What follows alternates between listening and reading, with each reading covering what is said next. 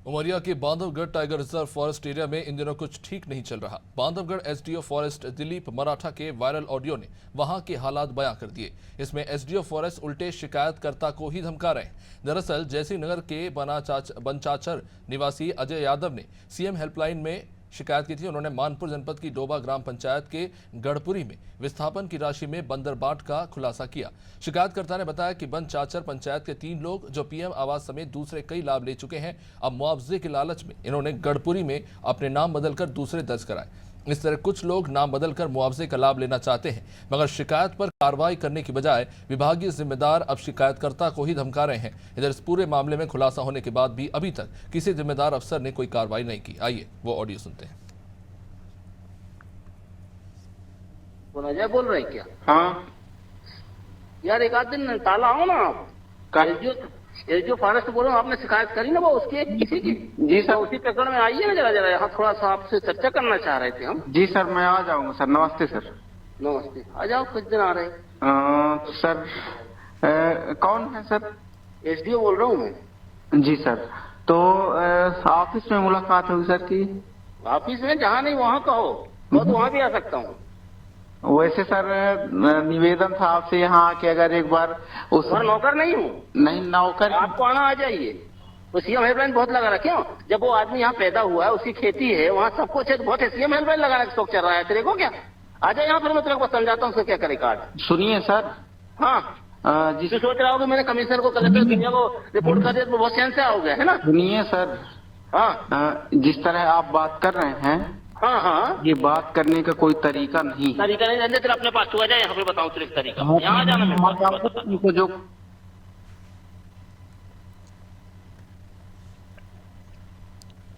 तो ये एसडीओ दिलीप मराठा जो बात कर रहे हैं शिकायतकर्ता अजय यादव से।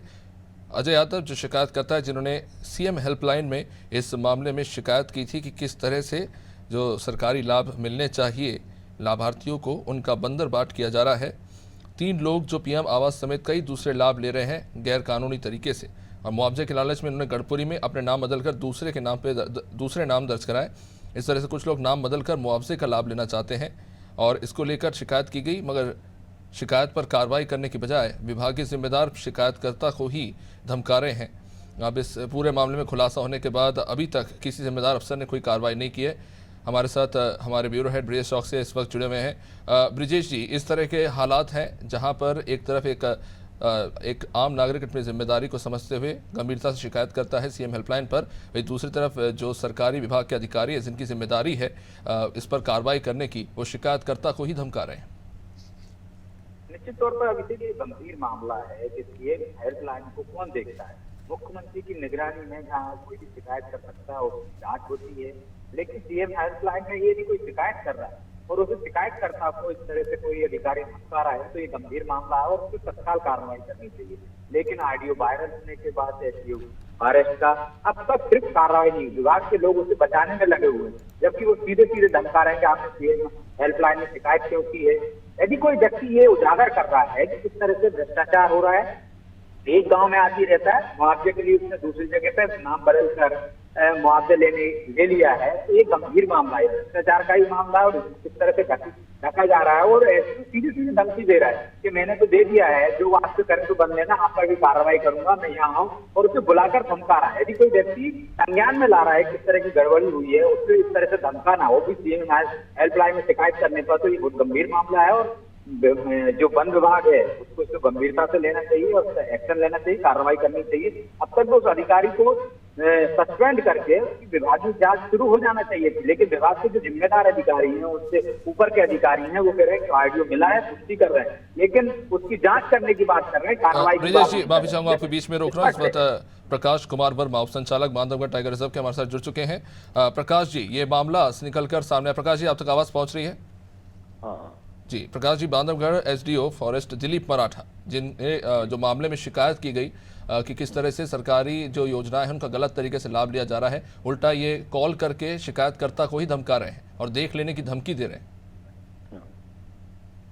तो इसकी जांच कर रहे हैं और हम भेज रहे हैं मुख्यालय को प्रतिवेदन। कल वरिष्ठ अधिकारियों के निर्देश आया थी, तत्काल इसमें जांच करके और भेजें। शिकायतकर्ता को बुला करके उसकी जांच की गई है, प्रतिवेदन मुख्यालय को भेज रहे हैं। लेकिन ये बात हैरान करने वाली नहीं है कि इस तरह से कोई अधिकारी जो है शिकायतकर्ता को सीधा धमका रहा है, जबकि सीएम हेल्पलाइन में शिकायत हुई है। प्रकाश जी, आप समझ सकते हैं कि ये मसला कितना गंभीर है। जी जी बिल्कुल, इसमें कार्रवाई के लिए हम लिख रहे हैं, कर रहे हैं। लेकिन प्रकाश जी, एक सवाल ये भी उठता है कि कोई व्यक्ति इतनी इस तरह से जो है सामने वाले को धमका सकता है, कोई डर नहीं था, ऐसा लगा ही नहीं। और कहीं ना कहीं ऐसा भी लग रहा है कि किसी बड़े व्यक्ति का इनको समर्थन है, इन्हें कोई डर ही नहीं है, ना विभाग का ना उच्च अधिकारियों का। नहीं, वे तो पर्सन टू पर्सन कई बार डिफर करता है, लेकिन कि वो क्या समझते, लेकिन वरिष्ठ अधिकारियों की तरफ से कार्रवाई तो होती है, डेफिनेट होती है और होगी इसमें भी। लेकिन प्रकाश जी, आपने कुछ कहा है कि अभी हम इसकी जांच की है और रिपोर्ट भेज रहे हैं, तो जांच में क्या आया है, ये सही मामला है और कार्रवाई के लिए क्या सिफारिश की है आपने? हाँ, सही है। तो लेकिन सवाल ये है कि अगर कोई व्यक्ति शिकायत कर रहा है, उसको इस तरह से बुलाकर धमकाने की कोशिश की जा रही है, ये तो वो मामला है जो सामने आ गया ऑडियो वायरल होने के बाद। ऐसे कितने ही मामले होंगे जो दब जाते। ऐसा, लेकिन जब भी कोई ऐसी चीज आती है सामने में, शिकायत आती है, उसकी तुरंत जांच करके कार्रवाई तो करते हैं। इसमें तो ये फर्स्ट टाइम जैसे आया है मामला, इसमें भी कार्रवाई करने की बात है।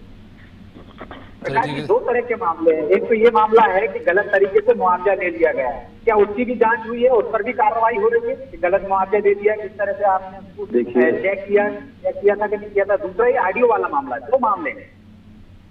देखिए, मुआवजा जो है वो निर्धारण करने का पावर केवल कलेक्टर को रहता है, रेवेन्यू डिपार्टमेंट। इसमें डिपार्टमेंट ये चेक करता है ना कि सही व्यक्ति को है वहाँ पे कि नहीं है। डिपार्टमेंट कलेक्टर को रिपोर्ट तो आती रहती है, तब तो वो मार्केट करते हैं ना, सही रिपोर्ट आएगी तो सही लोग। टीम रहती है, बिल्कुल टीम रहती है, रेवेन्यू एंड फॉरेस्ट की टीम बनती है। तो उसमें कहीं गलती हुई है क्या, उसको सुधार किया जा रहा है? इसमें जैसे ही पता लगा कि इसमें 3 लोगों को गलत मुआवजा का जो हुआ है वो कहीं और भी रह रहे हैं। एक्चुअली वो रहने वाले तो वहाँ के हैं, ये तो पक्का है, लेकिन कहीं और उनका जमीन वगैरह है, तो वो मुआवजा में जांच के लिए जब जैसे आया तो हमने रोक लगवा दी। कलेक्टर साहब ने तुरंत उस पर रोक लगा, एक्शन लेते हुए उन 3 को मुआवजा वितरण नहीं किया है। ये बिल्कुल सही है कि जैसे ही जानकारी मिली उसमें मुआवजा वितरण नहीं हुआ अभी तक, उसकी जांच चल रही है। उसकी रेवेन्यू और फॉरेस्ट टीम मिलकर के जांच कर रही है। चलिए ठीक है, देखना होगा प्रकाश जी कि इस मामले में कितनी कार्रवाई होती है, ये देखने वाली बात होगी। ये बड़ा गंभीर मसला है कि एक मुआवजे के लालच में कुछ लोग खेल रहे हैं पूरी व्यवस्था के साथ, और उसमें अब ऐसा लगने लगा है कि कुछ सरकारी अधिकारी भी संलिप्त है। खैर, इस पर क्या कार्रवाई होती है देखना होगा। इसमें कार्रवाई होगी, बिल्कुल सख्ती से कार्रवाई होगी, सवाल नहीं उठता। ठीक है, ठीक है। धन्यवाद ब्रिजेश जी, धन्यवाद प्रकाश जी।